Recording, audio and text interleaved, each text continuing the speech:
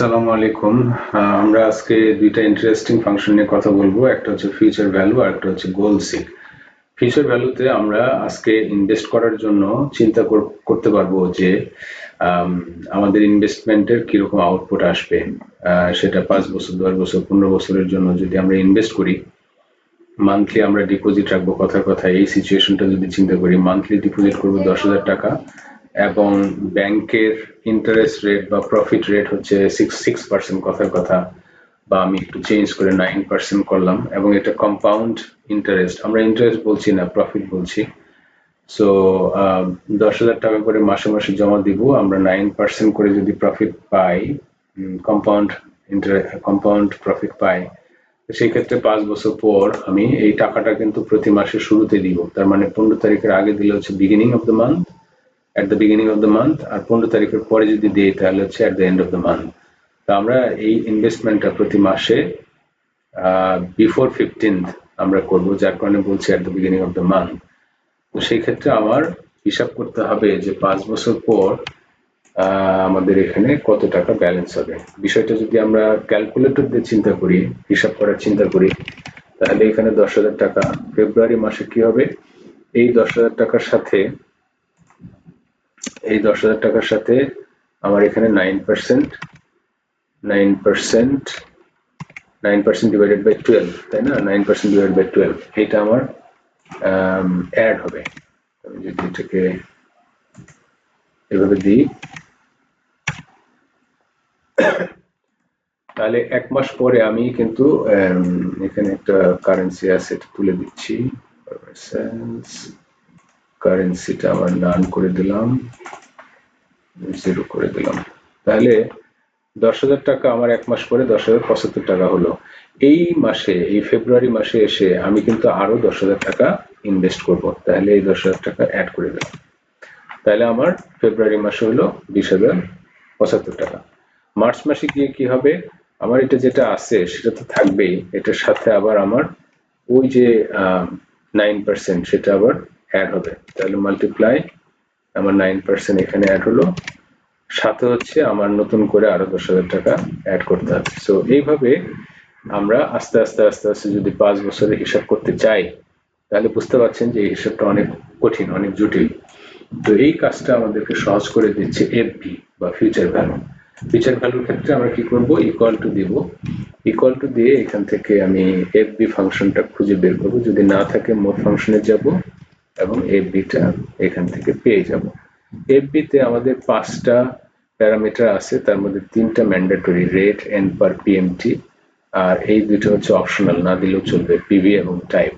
তো আমরা একটা একটা করে দেখি। রেট, প্রথমটা হচ্ছে রেট। রেটের একটা ডেসক্রিপশন দেওয়া আছে, কারণ এগুলো তো মনে রাখা কঠিন। তো ডেসক্রিপশন দেখলে বুঝতে পারবেন যে রেটের মধ্যে কি দিতে হবে।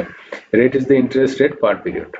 তার মানে পার পিরিয়ড কি, আমাদের হচ্ছে মান্থ হচ্ছে পার পিরিয়ড। তো পার পিরিয়ডে আমার ইন্টারেস্ট রেট কত বা প্রফিট রেট কত। প্রফিট রেট হচ্ছে আমার 9%, এবং 9% হচ্ছে অ্যানুয়াল ইন্টারেস্ট, অ্যানুয়াল প্রফিট।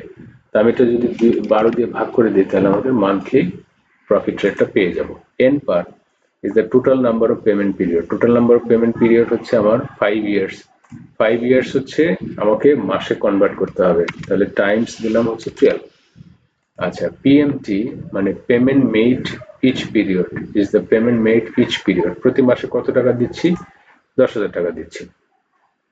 তা আমি এখানে কিন্তু অবশ্যই আমাদের রেফারেন্স গুলো ইউজ করতে হবে। শুধু সরাসরি আমি 10,000 লিখে দিতে পারবো না, বা 9%, 5% এগুলো লিখে দিতে পারবো না। আমাদেরকে রেফারেন্স ইউজ করতে হবে, কারণ রেফারেন্স গুলো আমার পরবর্তীতে গোল শিখার সময় কাজে লাগবে। তো C3 দিলাম, payment made each period, PMT তে। এখন যেহেতু এই পেমেন্টটা আমি দিয়ে দিচ্ছি কাউকে, আমার অ্যাকাউন্ট থেকে এটা কিন্তু ডেবিট হচ্ছে, তো যার কারণে এখানে একটা মাইনাস সিম্বল দিতে হবে।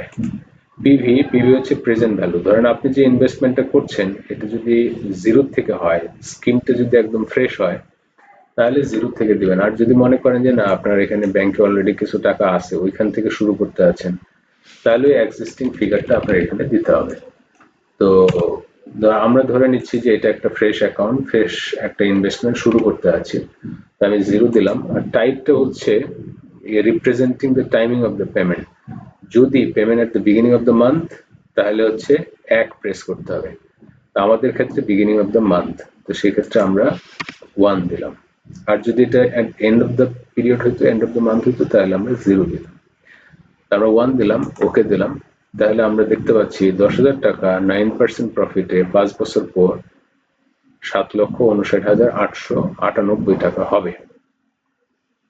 এখন ধরেন কোনো কারণে মনে হলো যে না, আমি তো ডেফিনেটলি আমরা তো ইনভেস্ট করি একটা নির্দিষ্ট পারপাসে, নির্দিষ্ট একটা কারণে, হয়তো 5 বছর পরে আমি এই টাকাটা দিয়ে অন্য কিছু করব। তো সেই ক্ষেত্রে আমার মনে হলো যে না, আমার তো এই টাকা যথেষ্ট নয়, আমার অ্যাটলিস্ট 10 লাখ টাকা দরকার 5 বছর পরে। তো সেই ক্ষেত্রে আমার প্রশ্ন হচ্ছে যে 10 লাখ টাকা পাওয়ার জন্য আমার মাসে মাসে কত টাকা দিতে হবে।